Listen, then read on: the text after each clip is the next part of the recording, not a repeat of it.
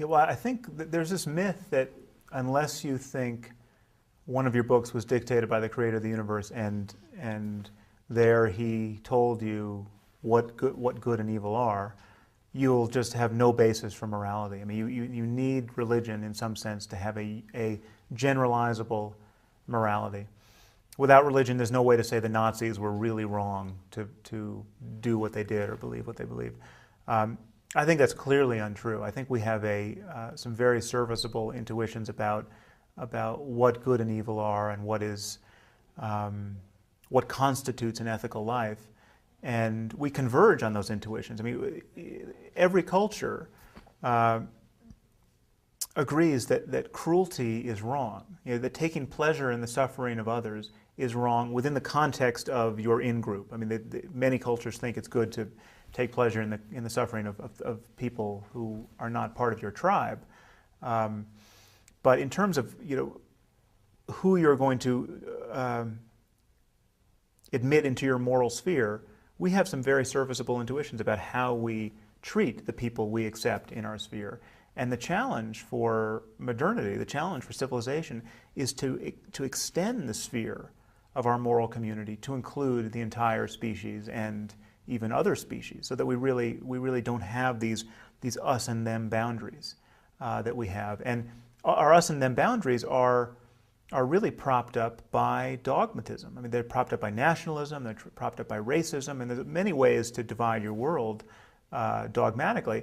But the most insidious us and them boundary, from my point of view, is religion. I mean, it really is. Religion posits a transcendental object between you and this other person. I mean, not only are you different because of your skin color or your political persuasion or because you speak a different language, you are different for all time. For what you believe about God and what he believes about God are so opposed that it's going to require eternity an eternity of punishment in his case to work out that difference.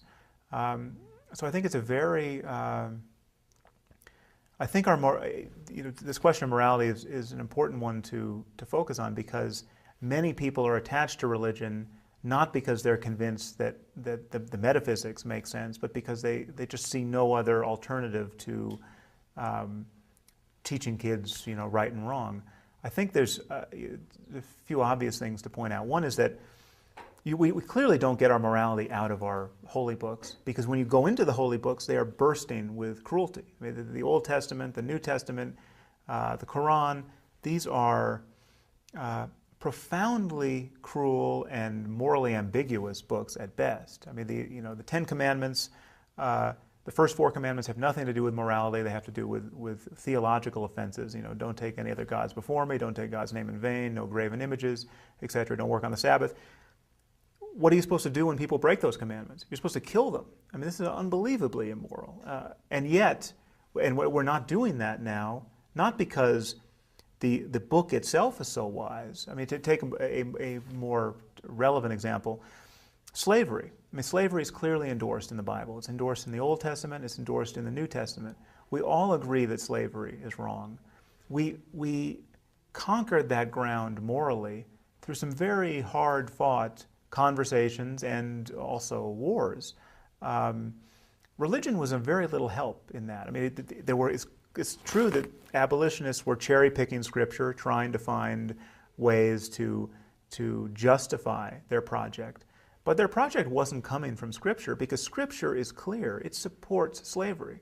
The evil of slavery is not recognized in the Bible, and it is certainly not repudiated in the Bible. And so the slaveholders of the South were on the winning side of that theological argument, and religion was an impediment to making that moral progress. Again, the fact, even if it were not an impediment, even if it were extremely useful, that would not be a reason to believe that any of our books were dictated by an omniscient being.